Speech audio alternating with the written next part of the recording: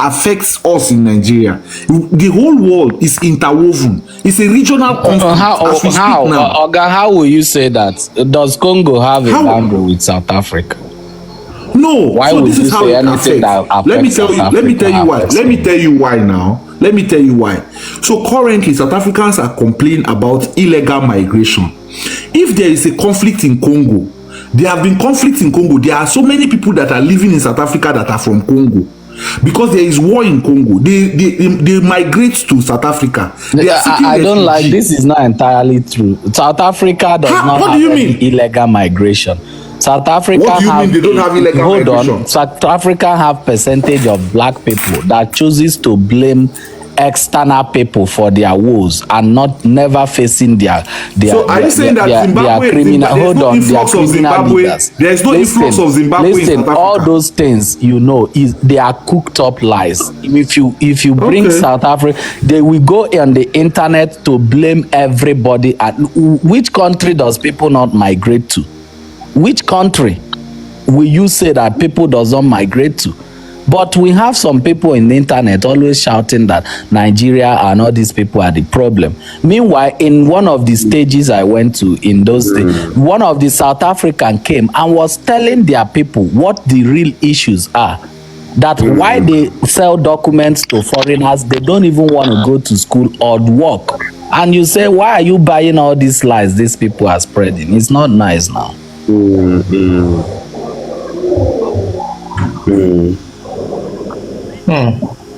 So I have a problem, Richie, with South African. Richie, I think you have a problem with South African because now we're talking about soldiers and stuff. Now we're talking about how South African are. What is your problem, Richie, about South African, my chief? I don't have a problem. I just have a problem is you guys being dishonest about things. We lived in this internet always, listening to you people shouting that, oh, we are invading your country, we are coming to your country. Now, the recent happening is now showing that you people are also going to Congo, looting and maiming and raping their people. And I'm like, oh, I thought South Africa is all sufficient, that they don't need anybody.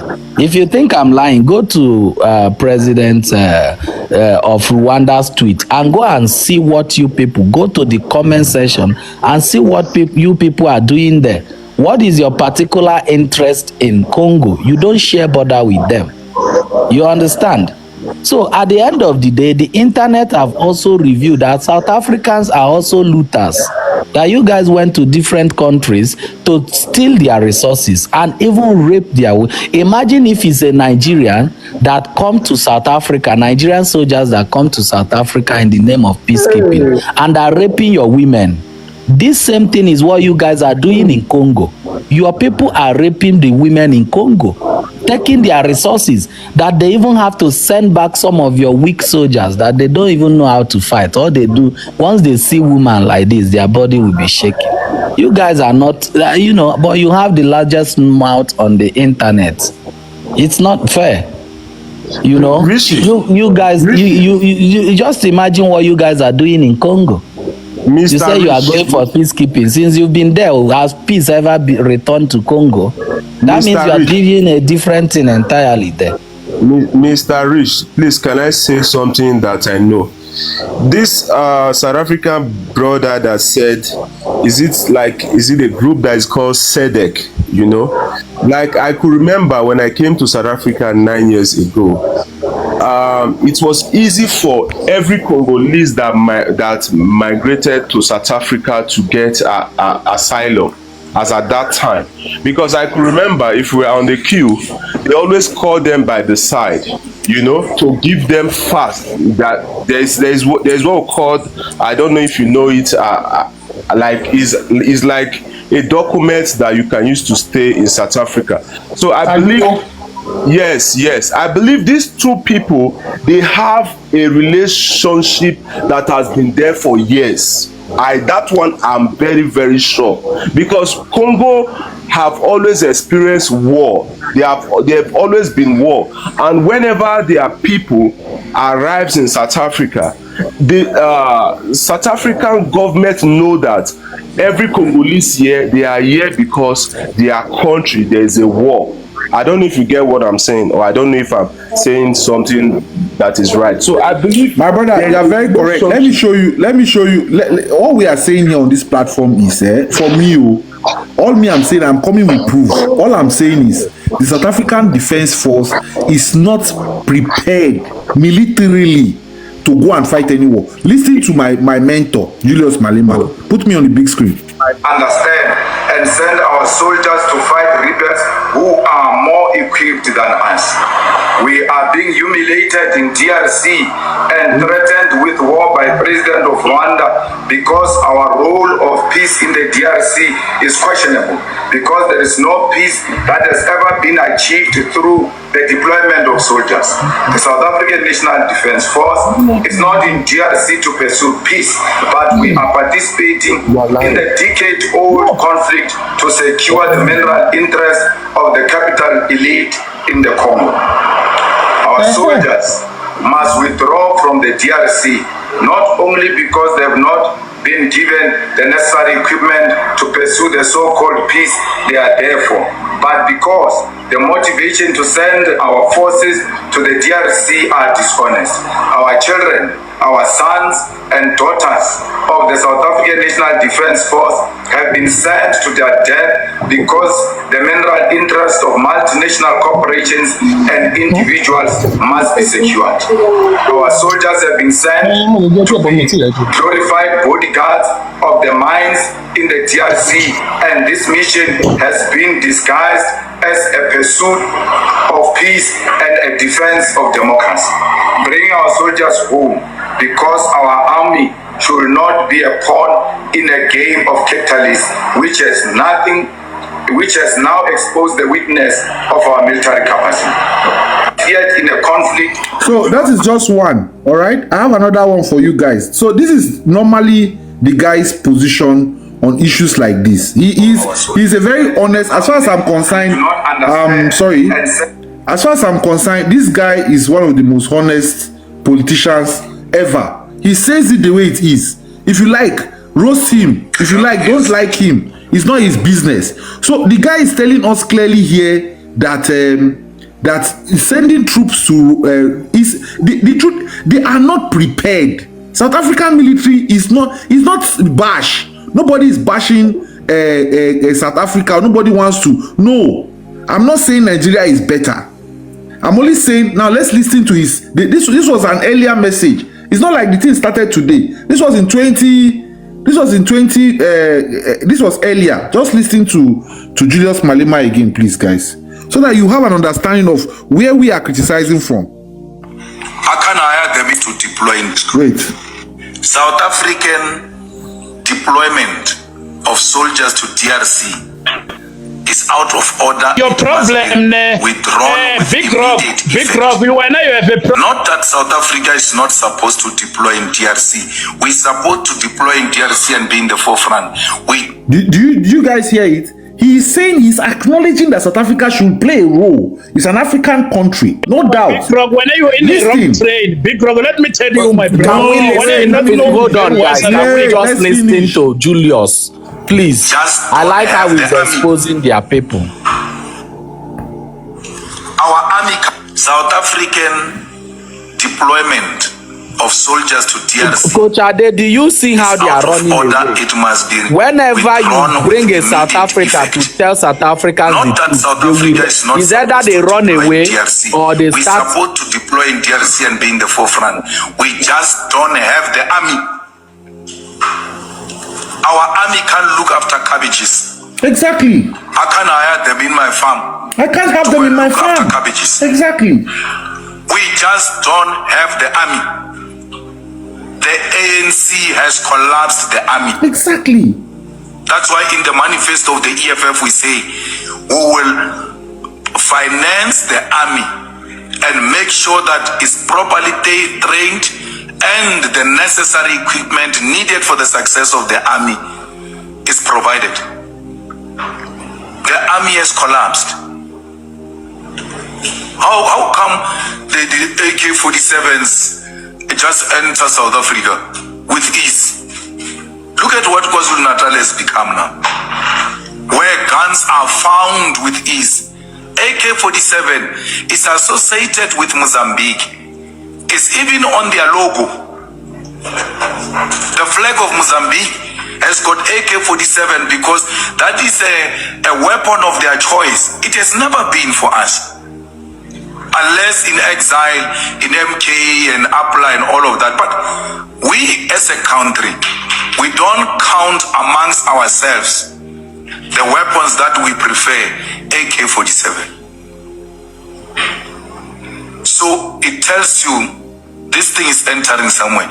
Where is the army? It's not there. There's no army. So they are sent there to be killed because they are not properly trained.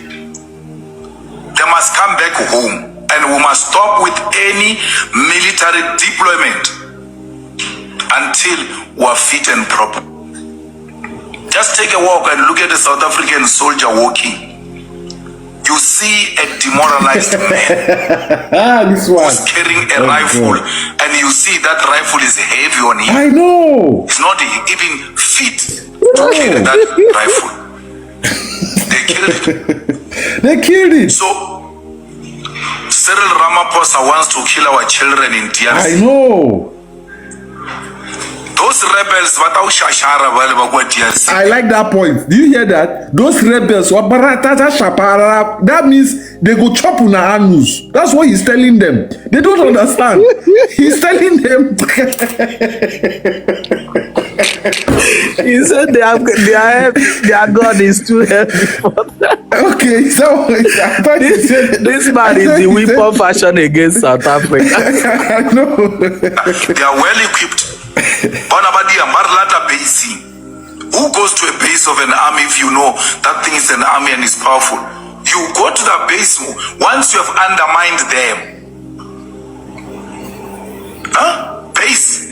That's why all of the army in the battlefield, when things are bad, they are called to retreat to the base. Because that's where you can regroup and attack. No, they come to a base. That's how weak you are. They come to your base and finish you off in your base. I know. We were undermined to that level. And it's not for the first time. We were beaten in Central.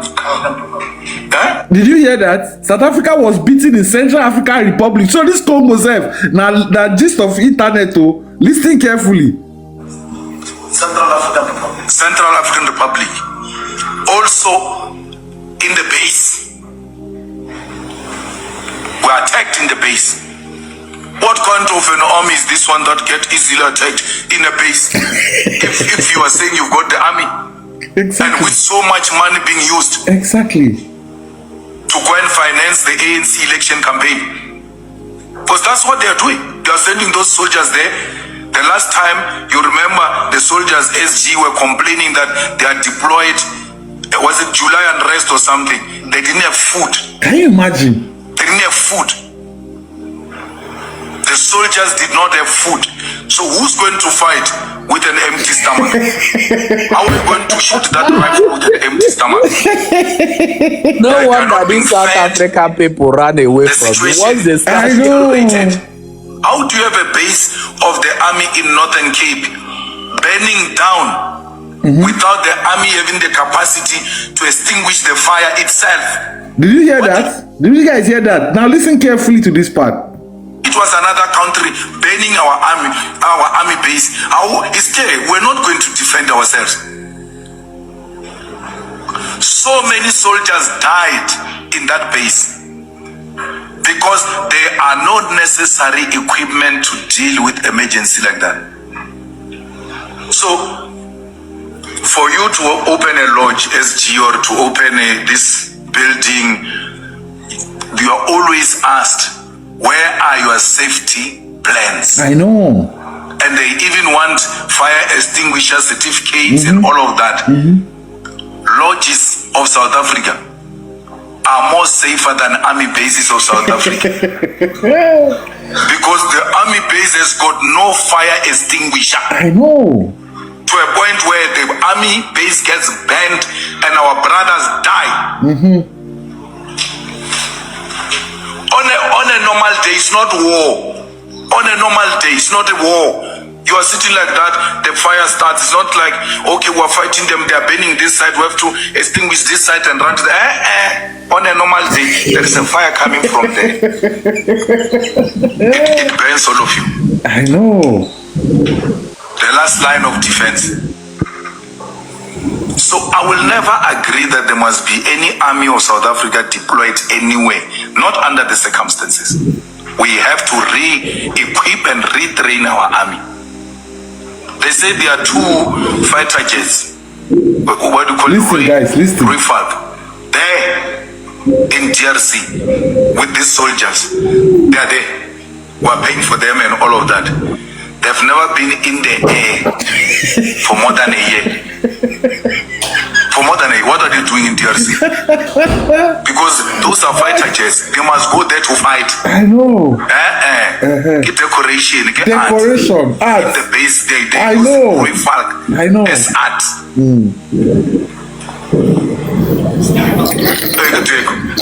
Decoration. Promote.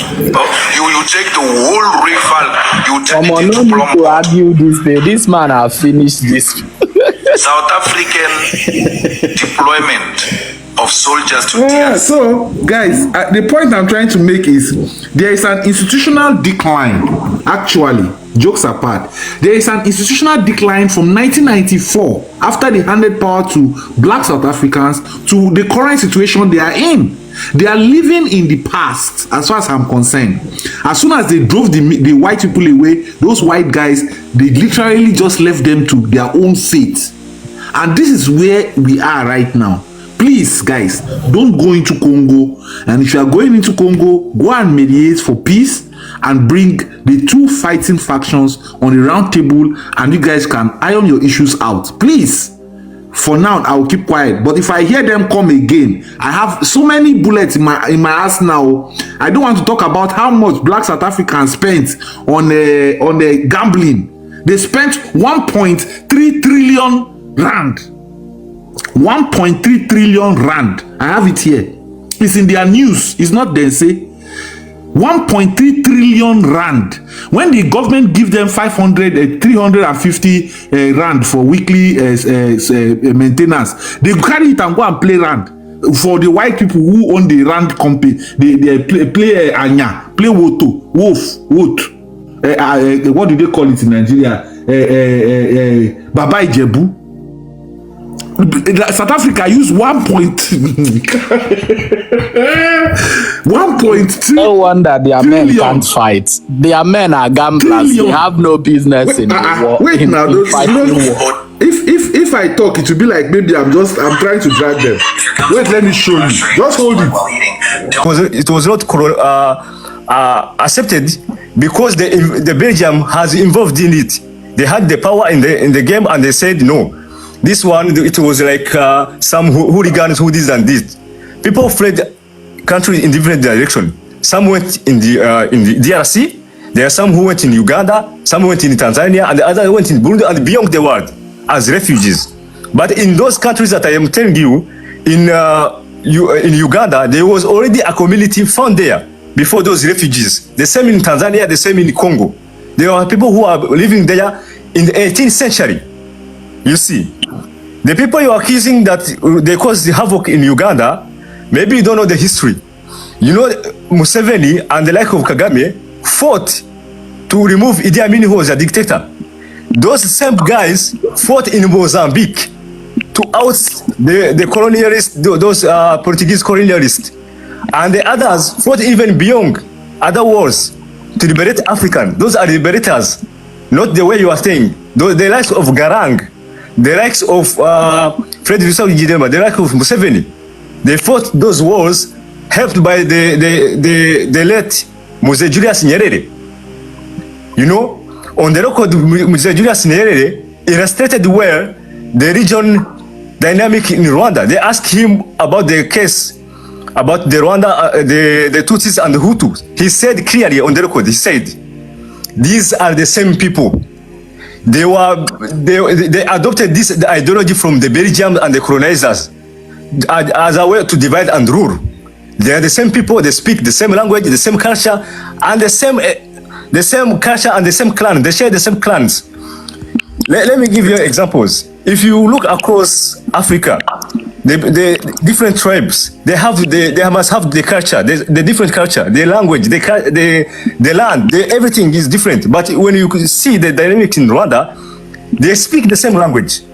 So when you're saying that people who got mad and whatever, and they cause havoc, they have these ideas, you are playing into the Hamitic ideology. Kabego. Okay, go ahead. Kabego, my brother. I think it will be in the interest of the listeners and the panelists to understand where this problem is coming from. Why? This is what I was talking of. Yeah, why is this problem here, and why is it in the Eastern Congo? Because if you say that there were Rwandese people already in Eastern Congo, they were in that area called Murenge Mountains. There was a sister here telling you that there was a tribe already. How come I am Nyamulenge? There were people who were there already from DRC, and now these people who came to say, hey, is it not Rwanda? We overrun them overnight. My brother, you'll be making a big mistake. Because why am I saying so? Because in wars are not won by the size of land. It is won by the experience of the military and their resilience. It is not by armor tank and competence. It's not by armor tank and gunship. Even Nigeria, I speak to you now. If Nigeria make mistake and say they want to go and involve themselves with any external war, why did they dissuade Tinubu from going to Niger? Is it not the same thing? Did you guys remember when Tinubu was clamoring that they did coup in Niger and it's going to affect him and he wants to go to Niger? Who were the people who told him to come back, Oga? They called the Baba and they said, Baba, if you like yourself, you just respect yourself. You see this your military that we are managing that can't fight Boko Haram, ragtag army. This is the truth, whether you like it or not. Ragtag army, people that you can't even see. They just appear from nowhere and attack bam and disappear. They are finding it difficult to be able to get intelligence in their own country to combat Boko Haram. And then you are going to Niger Republic, behind your house there. Did Nigeria go eventually? Did ECOWAS go? ECOMOG or ECO, what they call them? They didn't. Everybody came back home and said, oh yeah, let us just leave this issue. It died quietly. Okay. Big block off. Let's listen to Harrison Kindness. Harrison Kindness hasn't spoken. Go ahead, sir. Okay, sir. I still I never understand.